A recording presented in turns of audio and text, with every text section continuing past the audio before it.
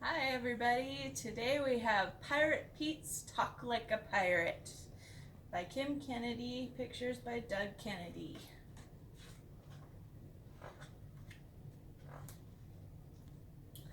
Pirate Pete had the most amazing ship ever to sail the high seas, but he needed a crew. Not any old crew would do, however. I needs me a pirate crew, Pete told his parrot, and I know just where to find one. Rascal Island.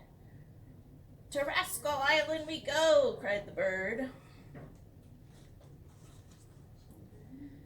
Pete spun the wheel toward the sea of mischief, and soon his speedy ship had reached Rascal Island.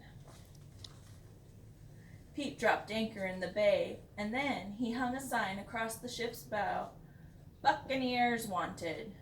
Before long, a boat filled with rascals rowed up to the ship. Pete rubbed his hands in glee. They were the dirtiest, most mischievous, and sneakiest looking scallywags and scurvy dogs he'd ever laid his eyes on. One by one, the rascals climbed aboard the ship. "Listen up, mateys," announced the parrot. "If you wants to sail with Pete, then you've got to prove you gots what it takes." Pete nodded and declared, "You needs a peg leg and an old eye patch, a fierce-looking hook and a beard you can scratch.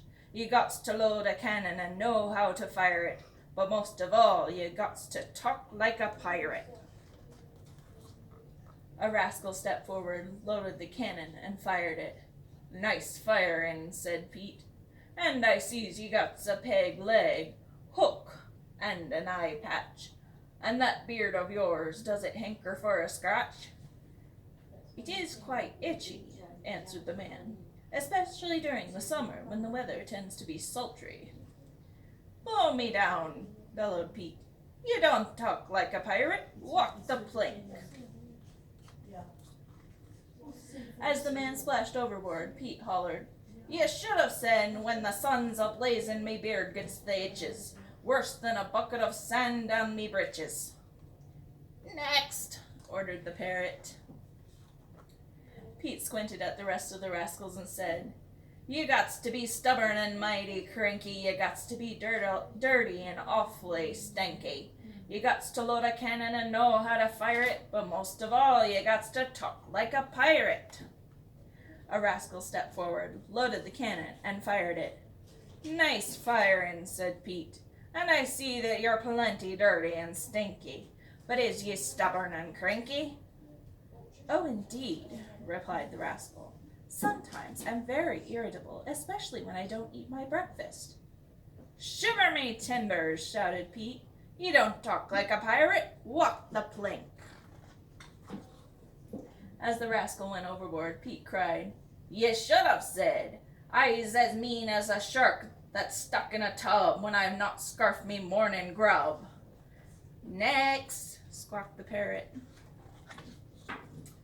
Pete glared at the rascals and said, "You gots to love treasure, why it's your duty to plunder ship and shore for gleamin' booty. You gots to load a cannon and know how to fire it, but most of all, you gots to talk like a pirate." A rascal stepped forward, loaded the cannon, and fired it. "Nice firing," said Pete, "and judging by the gold and rubies you're flaunting, I reckon you've done some plundering in your day." "That is correct," said the rascal.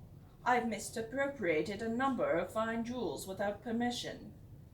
"Blimey," cried Pete, "you don't talk like a pirate. Walk the plank." As the rascal leaped overboard, Pete shouted, "You should have said I've pilfered loot on land and at sea, and no man say so has ever stopped me." "Next," blared the parrot. Pete shook his head. He had finally lost his patience. He curled up his lip at the last rascal and declared, "You gots to trim the sails and mind the deck. You gots to be brave in case of shipwreck.